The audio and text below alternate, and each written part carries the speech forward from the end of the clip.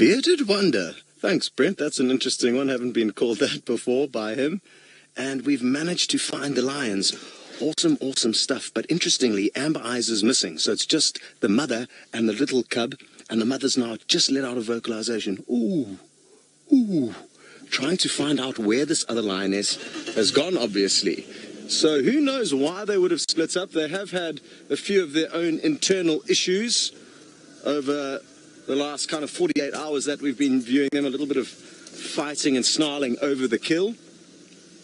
Who knows, possibly during a hyena skirmish, if those hyenas came in and threw the lions, then what may have happened is this lioness may have done a runner with the cub and made sure she got her cub into a safe spot and didn't really worry too much about where Amber Eyes went. She wouldn't have been in the same kind of predicaments as this lioness and her cub.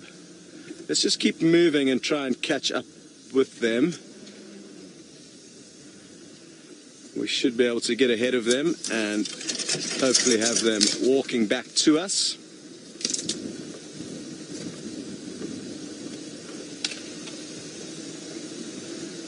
Good stuff. Now, what's going to be wonderful is if they do actually manage to find this other lioness, which they should with relative ease. Maybe they've already heard her calls and are heading towards her.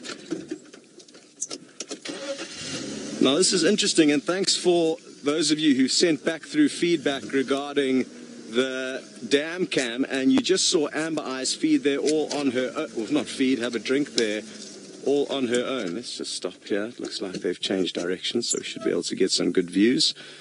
Clearly, I'm having trouble adjusting to Rusty, this vehicle that I'm in. I've been in Jigger since I've been back, and they all kind of operate slightly differently.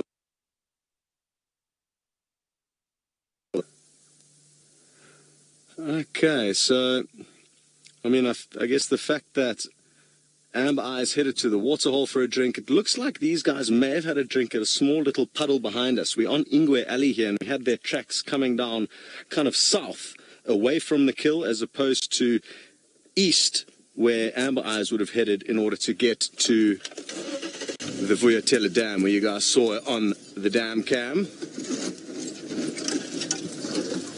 And on the trajectory that they're heading on now, it's kind of back towards the Vuyatela Dam. So I think they will be able to reunite without too much difficulty.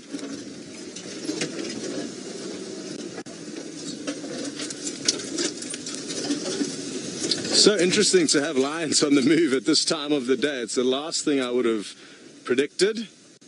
And I guess there's always a lesson. It's a lesson we often get reminded of out here, is that we can only try and predict what these animals are going to get up to, but they very often prove us wrong. Okay, here's a nice little open section. We'll be able to race ahead, and then I'll let VM work his magic as they continue towards us.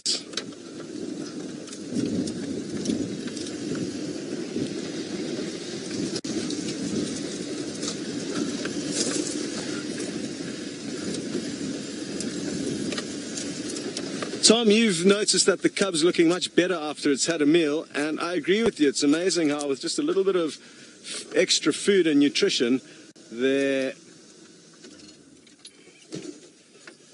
condition and health alters greatly. And who knows when last this cub did have a decent meal. A lot of the time it'll have a lot of competition with the rest of the pride. There's about, I think, 10 other cubs that it'll be competing with when it is with the rest of the pride. So it is probably at the bottom of the Nkuhuma food chain. And now we're going to hopefully get some great views as they continue on towards us in this golden afternoon sun.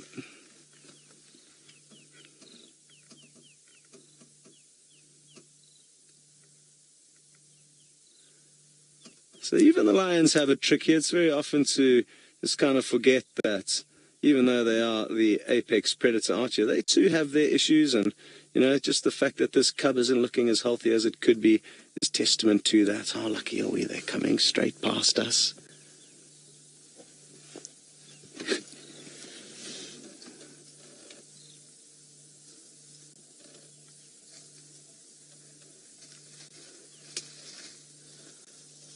I'm going to be very interested to see how long they move for, because it's incredibly hot. They full-bellied and probably fairly uncomfortable after feeding on zebra for the last 48 hours or so.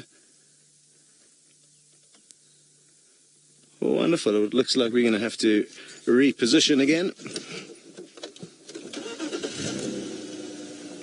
Great. Well, as we get you guys into hopefully another good spot to see them, we are going to send you back to Steve, who's still with the hyena. So it looks like they have decided to take a little bit of a breather here. The cub has just repositioned behind the log, so maybe we should reposition too. It was interestingly attempting to suckle. There you can just see its little paws. So let's reposition quickly. Yeah, it was taking a little bit of a suckle earlier on. And let's see if this isn't going to work for you. I'm worried that VM's camera might be a little bit too high.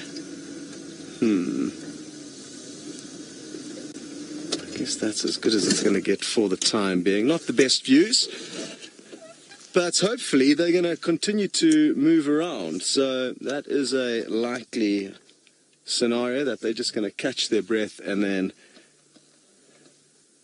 continue searching for their missing pride member. We've got no idea where the rest of the pride is, or at least I don't. I was off this morning. I'm not sure if the others who were out copied any updates.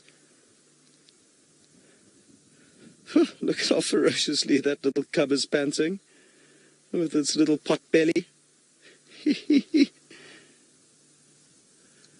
And I can sympathize with them because it is extremely hot afternoon, even though there's quite a breeze blowing, and we fortunately don't have a fur coat to deal with, but they do.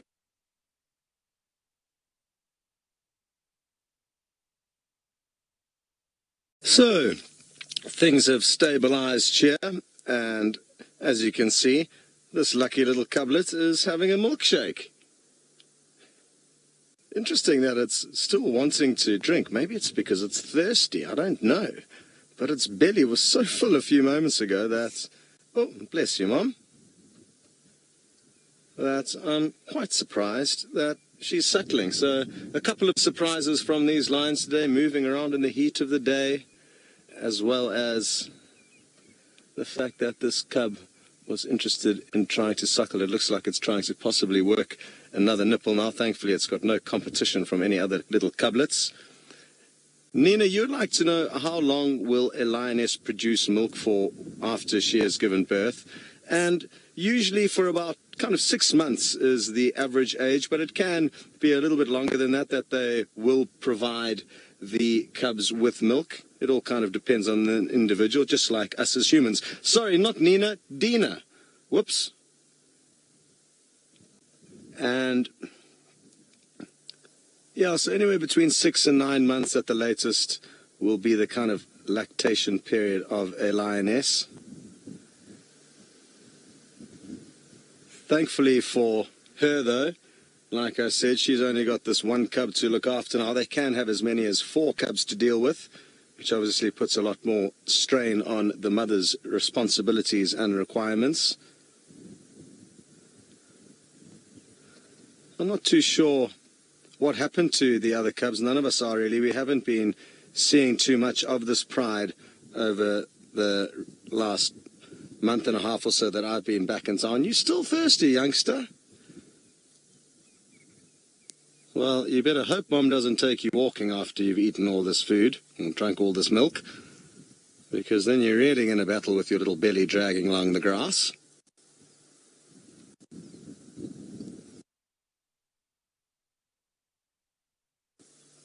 Now, I'm not too sure if this little cub has any sicknesses of sorts, or if it's just been battling to compete with any of the other cubs, but it's definitely, especially a couple of days ago, it wasn't really looking in good shape, but it has already taken a turn for the better after being able to cash in on a good meal in the form of that zebra that you've seen with, well, the remains of, that the hyenas are busy chewing on with Steve.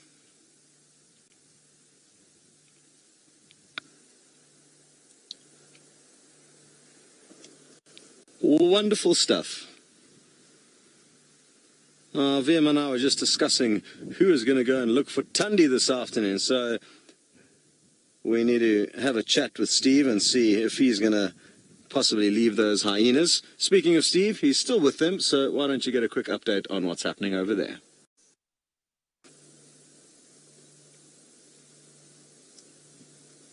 Well, we are certainly being very spoilt with lions this afternoon, Ralph, Brent and I. So what VM and I are thinking is that we're probably going to mix things up and go and search for Tundi, who is a leopardess who has a tiny little furball cub at the moment. And I think that the likelihood of her and that cub showing us a good time is probably a little bit better than this lioness and this cub. Not to say we're going to have any luck with Tundi and we may just come straight back to this lioness. We'll just see how thing goes. But VM's quite confident that Tundi's still going to be in the area where she's been camping out with the cub. He was filming her yesterday evening and seems to think that there might still be, or at least she might still be quite full from the warthog that she hadn't finished feeding on yesterday evening. So maybe she finished it this morning, relaxed with the cub for today, and may take us hunting with her this evening. As you can see, this cub continues to suckle, and I'm blown away by it. I'm also blown away by the fact that Mom's allowing it to continue to suckle because it's full-bellied and it's already been suckling for quite a while this afternoon. Ravinda, you'd like to know, why do lions not have spots like leopards? Well, interestingly, they do actually have rosettes. They're just very difficult to see. You can see a few very faint spots there.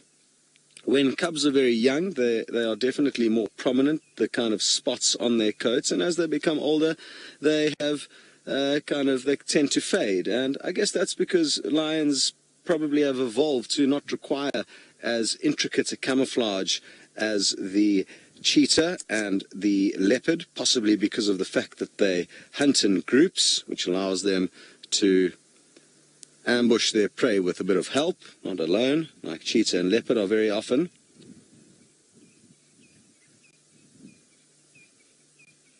But that doesn't have spots. And if you think of most of the big cats throughout the world, a lot of them are spotted, especially all the different species of leopards. I mean, tigers aren't spotted, but they've got their own very intricate markings and camouflage. But again, I mean, lions are one of the only social cats on the planet. I guess mountain lions aren't, and they have a very similar looking coat. One kind of set color throughout, so it's not only the lions of Africa, but also the mountain lions of America that look quite similar. Not the best camouflage.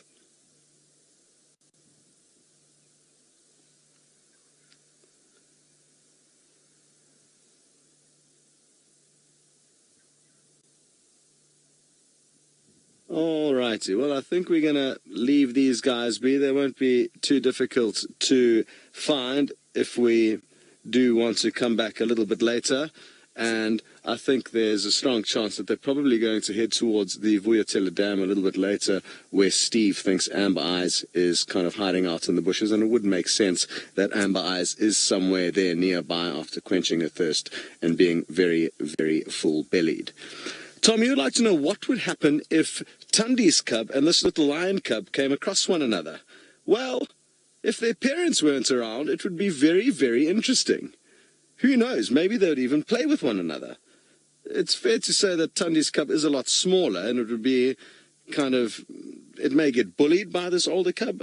I'm not too sure. It's something that probably never really happens in nature, because a little lion cub won't move on its own, nor will a small leopard cub. They'll only move with their parents around, and if they do bump into any of the, the opposite species, their mothers will probably try and fight with one another, create a decoy while the cubs scatter.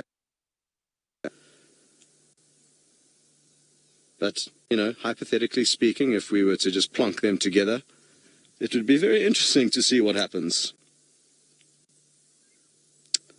Wonderful stuff. Well, I'm not too sure. Maybe Brent will have some more insights as to what would happen between a lion cub and a leopard cub meeting up out in the bush, because you're going up to him now in Kenya. You can ask him for his thoughts.